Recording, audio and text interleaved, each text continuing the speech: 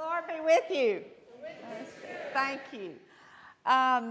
Just a quick reminder, if you are trying to follow along and read with us, the books are here and available for purchase if you want one and don't have one, like all books at Christ Church.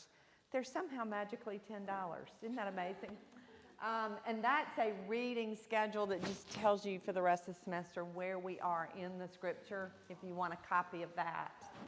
Today, we're going to look at the books of Joshua, Judges, and Ruth. And I want to remind you of what Father Andrew said last week. This class is designed to kind of give us agility in scripture.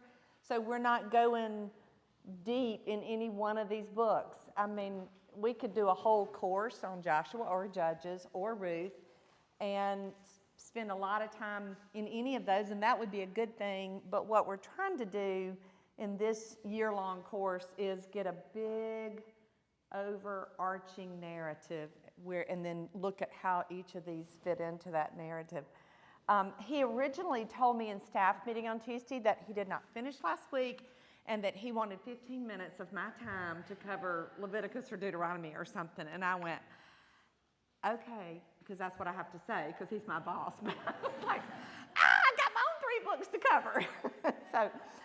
So we'll do a little bit of just a refresher, because I know he had to leave due to a crisis and wasn't able to quite finish what he wanted to say. So back to the idea of taking a deep dive in individual books.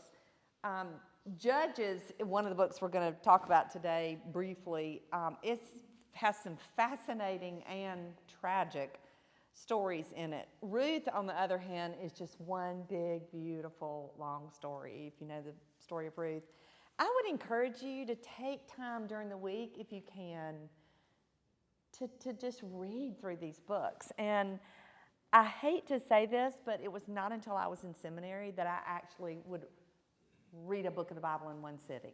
I mean, my whole life I just read the passages that my devotional book suggested, or I read the passage that a preacher was preaching on, and I didn't ever sit down and just start Matthew and in one sitting read it.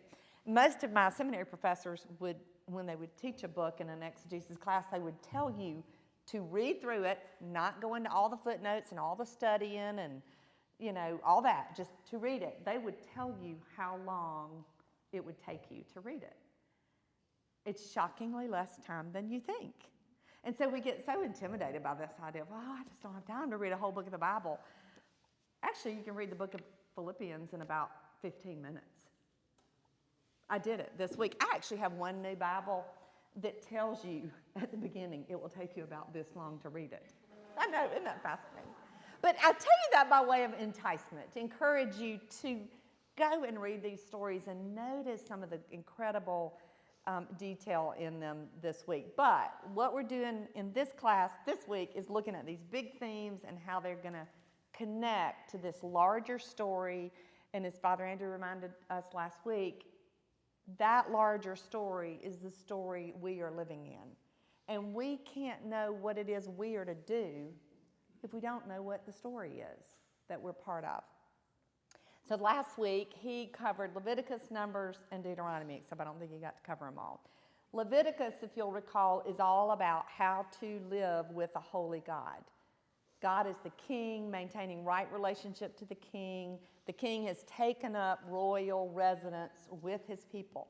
And so how do the people of God live in such a way to reflect the king's character, to reflect the kingdom? Numbers is the people of God. They're journeying from the plains of Moab, which is just outside the Promised Land, till they get to just outside the Promised Land. This is the way I like to remember it. Numbers is probably named Numbers because of the census, the beginning and the end, but I like to think of it as there are a number of complaints in Numbers. That's how I remember what that book is about. This is the book where the people whine and whine and whine some more. They don't like what they're eating. They don't like who they're following. They don't like Moses' way of doing things. I mean, they just look for stuff to complain and grumble. Notice that book, if you're reading through it, how many times you'll see the word mourning, complaining, grumbling, depending on what translation you read. You just see that over and over. So that's sort of what's going on in Numbers. They wander around in the desert for 40 years.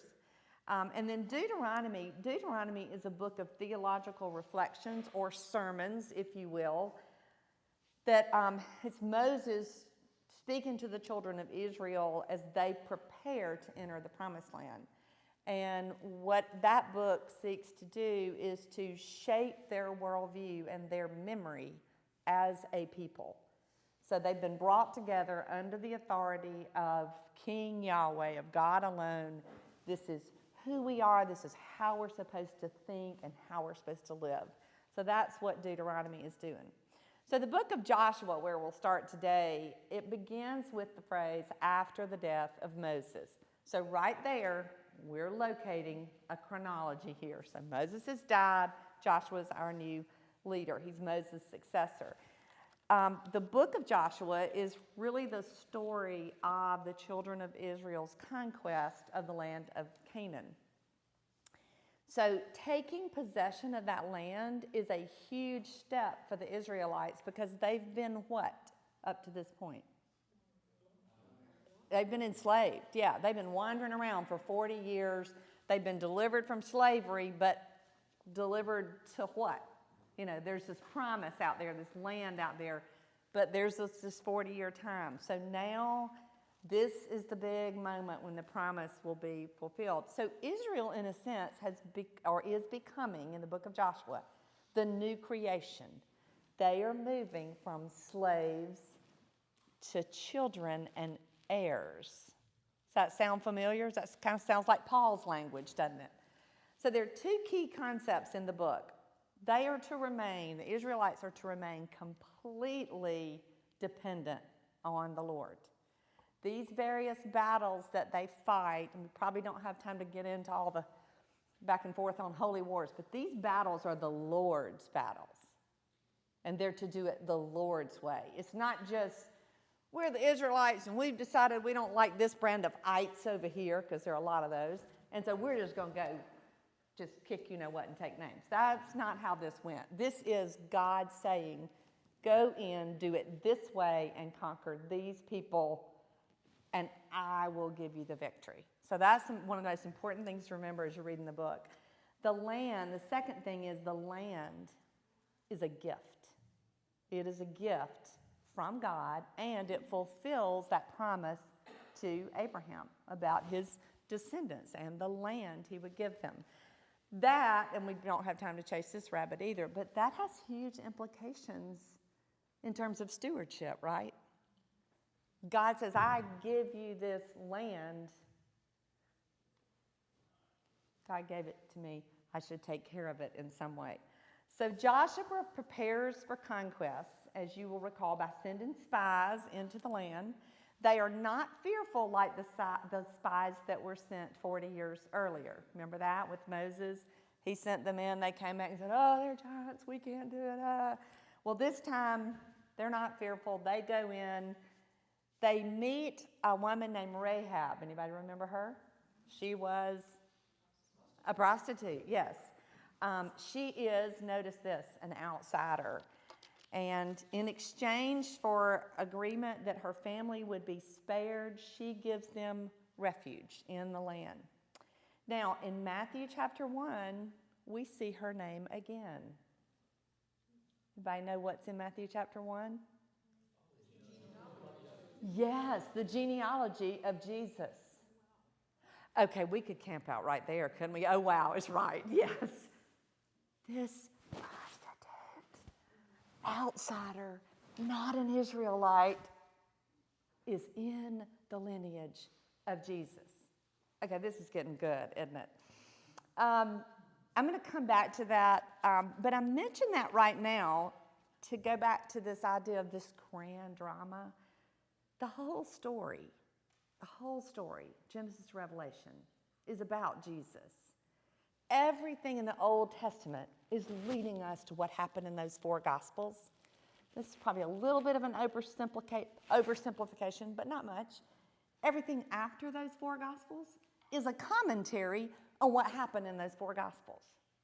All of Paul's writings are helping us understand who Jesus was and what he came to do. And everything in the Old Testament is looking and longing toward the Messiah. So that's the Bible in a nutshell. We can stop now, right? No, because we not only have to talk about Rahab, we have to talk about Ruth. So we'll get to that. But the coming of King Jesus, Jesus is the hermeneutical key to Scripture. What that means is he is the lens through which we interpret all of Scripture.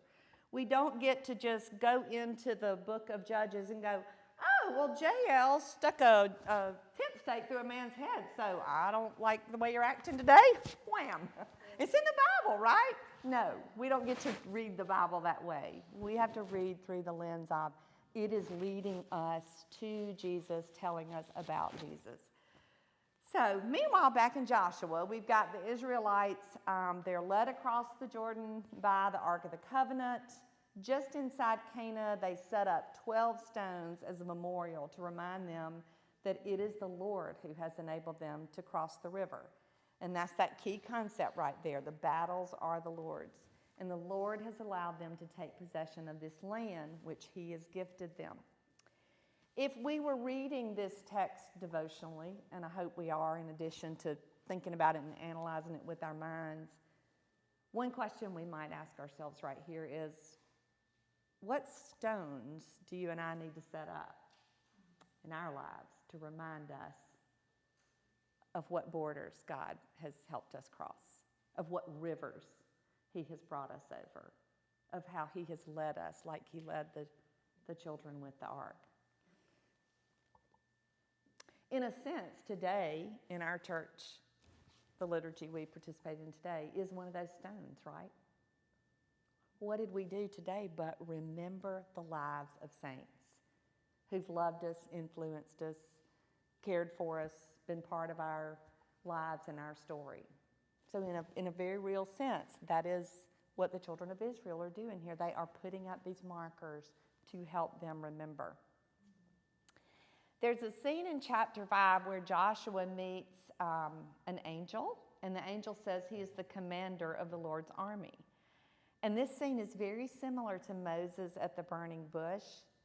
The angel tells Joshua, take off your shoes, you're on holy ground. Again, that's a reminder, this is the Lord's battle.